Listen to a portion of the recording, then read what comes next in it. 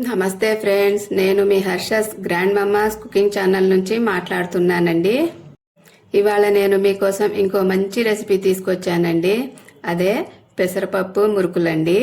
ఇవి చాలా టేస్టీగా ఉంటాయండి. పెసర మురుకులకి కావలసిన పదార్థాలేంటో చూసేద్దామండి.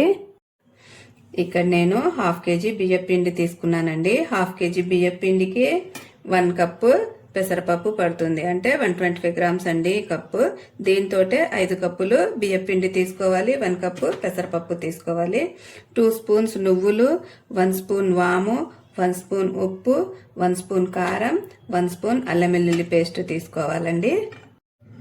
ముందుగా ఈ పెసరపప్పు కడుక్కొని చక్కగా కుక్కర్లో వేసుకొని 1 కప్పుకి 3 కప్పులు నీళ్లు పోసుకొని ఒక 3-4 విజిల్స్ వచ్చేలాగా ఉడికించుకుందామండి.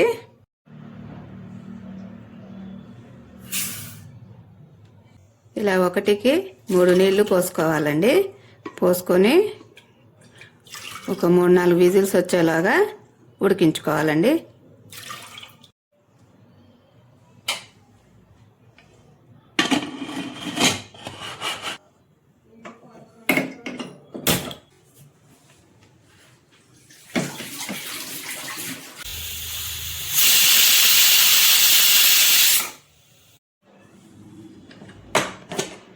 పప్పు ఉడికిపోయిందండి చక్కగా.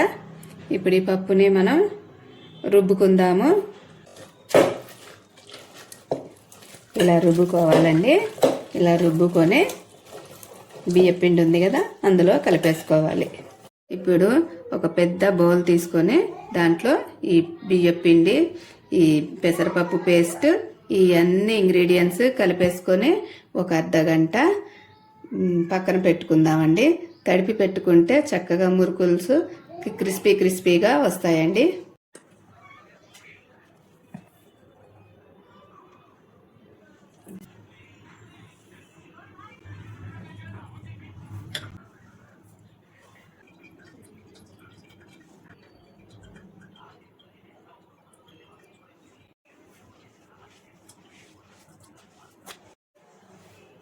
ఇలా అన్ని ఇంగ్రీడియంట్స్ కలుపుకొని ఇంకా ఈ పేస్ట్ కూడా వేసేసుకొని నీళ్లు పోసుకుంటూ పూరి పిండిలాగా కలుపుకోవాలండి.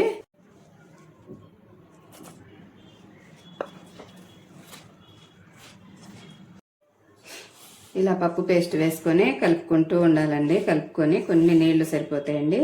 ఎందుకంటే మనం ఉడికించడానికి 3 కప్పులు నీళ్లు పోసాం కదా, అవి సరిపోయాయండి.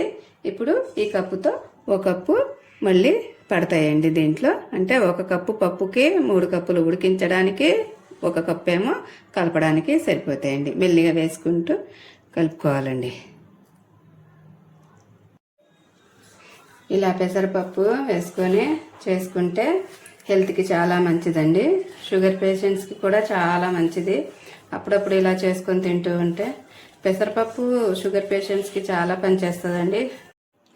ఇలా కలిపేసుకొని పక్కన పెట్టుకుందామండి.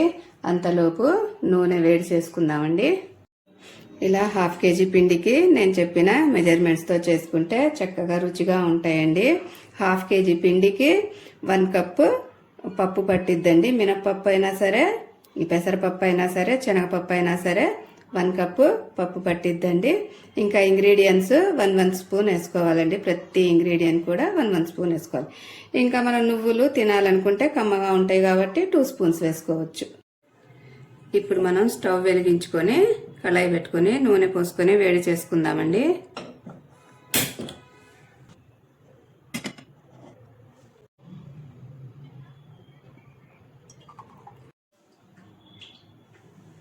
నూనె వేడెక్కేదాకండి.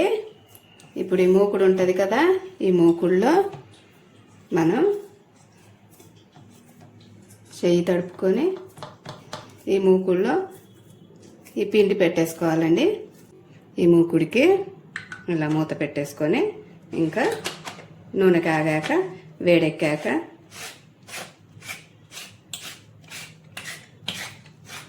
మురుకులు వేసుకోవడమేనండి. ఇంకా నేను గరిటతో ఇలా వేస్తానండి. సన్నవి కూడా వేసుకోవచ్చు, ఇలా లావు ఇటు కూడా వేసుకోవచ్చండి. నేను కొన్ని లావు కొన్ని సన్నం ఇలా వేసుకున్నానండి. స్టవ్ మీడియం ఫ్లేమ్ మీద పెట్టి కాల్చాలండి. లోపల కూడా చక్కగా కాలుతాయి. హై ఫ్లేమ్ మీద పెట్టి కాల్చొద్దు, విడిపోతూ ఉంటాయి, మళ్ళీ మాడిపోతాయి కూడా. ఇలా పిల్లలకి ఈవినింగ్ స్నాక్స్ లాగా చేసి పెడితే చక్కగా తింటారండి ఇష్టంగా. బయట వస్తువులు మనం కొని పెట్టడం కంటే కూడా ఇలాంటివి చేసి పెడతా ఉంటే ఇష్టంగా తింటారండి.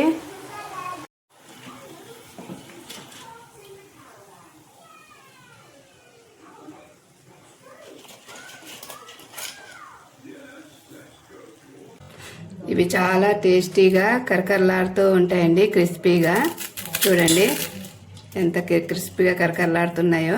ఇవి కంటైనర్లో పెట్టుకుంటే ఒక 3 నెలల దాకా ఉంటాయండి చక్కగా. ఇవి టీ స్నాక్స్లో తినొచ్చండి ఈవినింగ్. మీరెప్పుడు Harsha's grand Mama's cooking channel చూస్తూనే ఉండండి. మీకు కొత్త కొత్త రెసిపీస్ తీసుకొచ్చి చూపిస్తూ ఉంటానండి. ఈ వీడియో మీకు నచ్చినట్లయితే లైక్, షేర్ అండ్ సబ్స్క్రైబ్ చేయండి. వీడియో చూసినందుకు ధన్యవాదాలు.